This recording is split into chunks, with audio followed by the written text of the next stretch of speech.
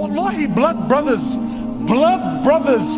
They grew up, they came out of the same womb, out of the same mother. They suckled on the same breast.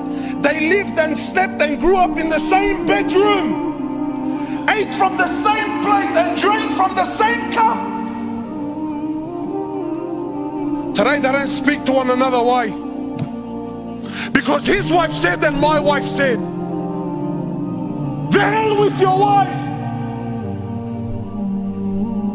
How does it possibly sit in any sane mind that my brother, the one who I grew up with, I allow a woman to get in between me and him?